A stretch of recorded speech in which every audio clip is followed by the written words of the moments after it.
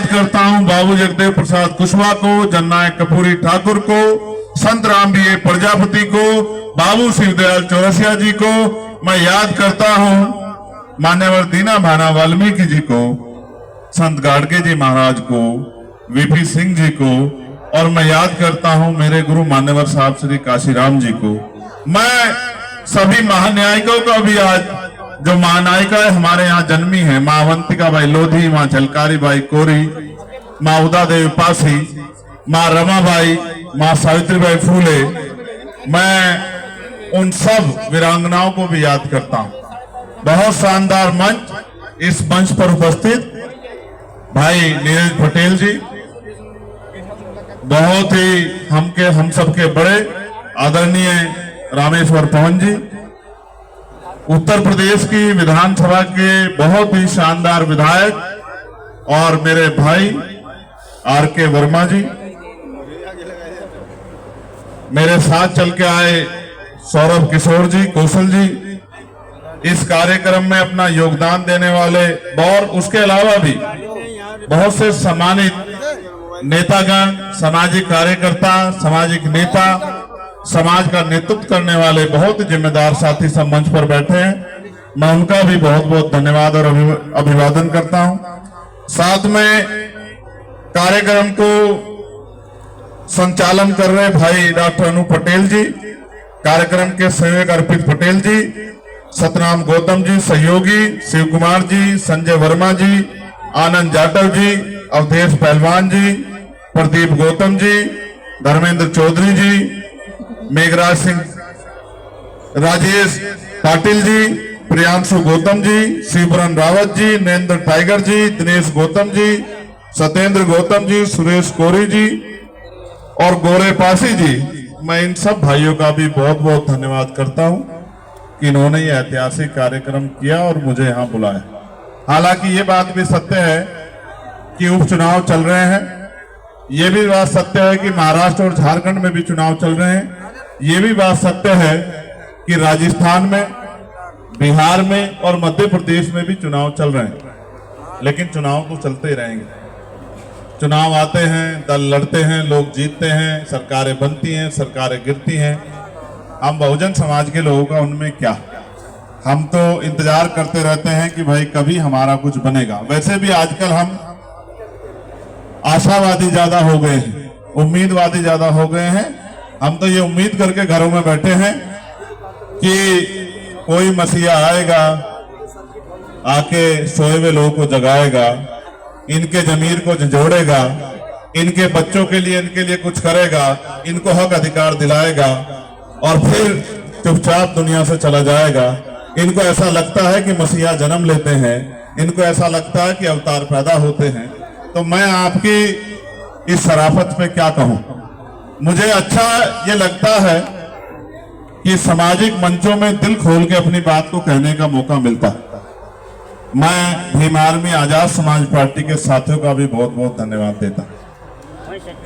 ये जो बीच वाला एरिया है, मैं यहां से शुरू करूंगा।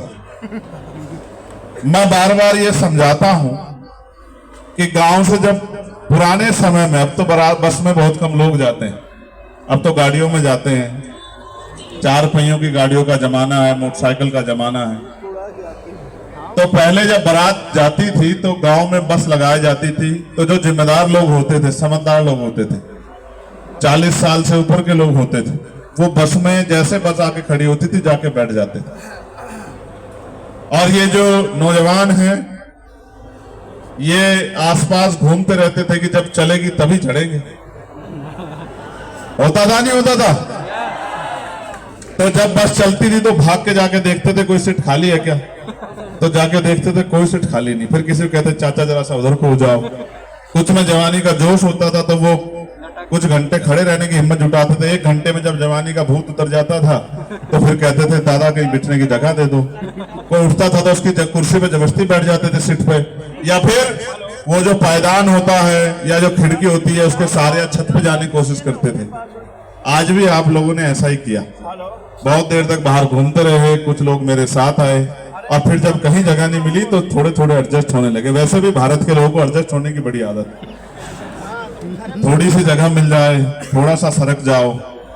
चलो हक अधिकार नहीं मिल रहे तो राशन तो मिल रहा है, राशन भी नहीं मिल रहा तो कम से कम खुली हवा में सांस लेने के अधिकार तो मिल रहा है। आजादी तो यही बहुत है।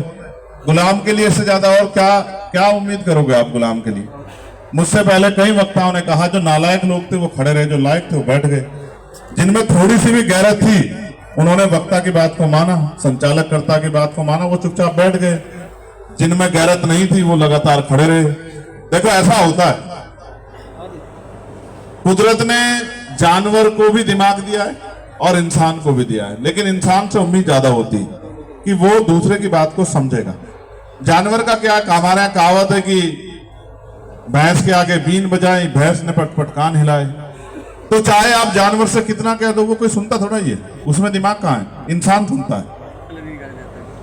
जो इंसान होता है उसको एक बार की बात समझ आती है कि क्या कहा गया, और जो इंसान नहीं होता अब उससे क्या उम्मीद करें?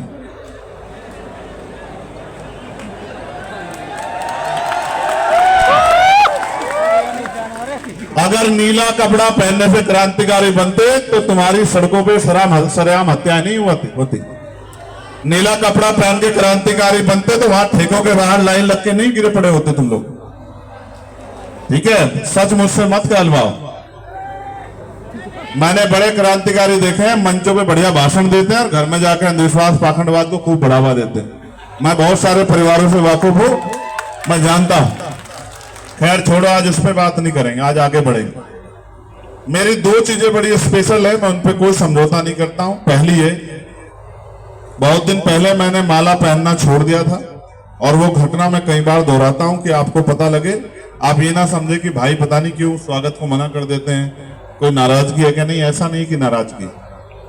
जिस दिन हाथरस की बेटी के साथ जुल्म हुआ था उस दिन मैंने अपने मन में, क्योंकि जब उन्होंने मुझे गिरफ्तार करके उस बच्ची को जला दिया और पुलिस मुझे मेरे घर अरेस्ट करके लेके आई और मेरी माँ ने मुझसे कहा, पुलिस कह के गई कि इसको रोक के रखना वरना सरकार इनकाउंटर बहुत करती है, मार देगी। तो मेरी माँ ने मुझसे कहा जब मैं वापस जाने लगा कि चंद्रशेखर पुलिस तुम्हें मार देगी, तो मैंने अपनी माँ से ये कहा कि सोचो अगर वो तो उस बेटी ने आपकी पेट से जन्म लिया होता या आपने उस बेटी को जन्म दिया होता तो क्या आप मुझे आज उसके लिए न्याय की लड़ाई लड़ने से रोकती? तो मेरी माँ को मेरा दर्द समझ आया और मेरी माँ ने मुझसे कहा कि जाओ कोशिश करो कि उस बेटी को न्याय मिले। उस दिन मैंने तय कर लिया था कि जब तक इस देश में बहन बेटियों पे जुल्म नहीं बंद होगा तब तक मैं माला नहीं पहनूंगा। अभी वो लड़ाई बहुत दूर है ना। मैं ऐसा नहीं कि मैं फूलों की नहीं पहनता, नोटों की पहन लेता हूं। ये भी सच है कि मैं किसी भी तरह की माला नहीं पहनता और मेरे अपने नियम है, मैं उनको निभाता हूं। एक नियम मैंने बनाया कि वैसे हम स्वाभिमान की बात करते हैं, वैसे हमें पैर छुआने में बड़ा मजा आता है। ये देश जो है नायक पूजा का देश है, हम बाबा साहब अम्बेडकर को मानने वाले लोग हैं।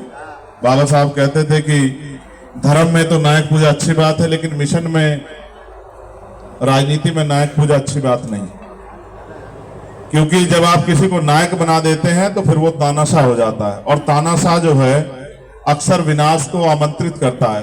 तो मैं पैर छूने से मना करता हूं। मैं आपको नीचे के लेवल पे भी कहूंगा, हमसे जो बहुत बड़े हैं, हमारी दादी की उम्र के हैं, दादा की उम्र के हैं, बड़े हैं जिनका हम बहुत दिल से रिस्पेक्ट करते हैं, उनके पैर छू लो, चलो ठीक है, संस्कार के तौर पे ठीक है। मैं इसको भी सही नहीं मानता। मैं खुद कोशिश करता हूं कि किसी को अपमान ना महसूस हो, मैं कर लेता हूं, लेकिन मैं आपको कहना चाहता हूं मैं इस लायक नहीं अभी, और मैं होना भी नहीं चाहता। मैं विचार को त्यागना नहीं चाहता कि आप मेरे पैर छुए।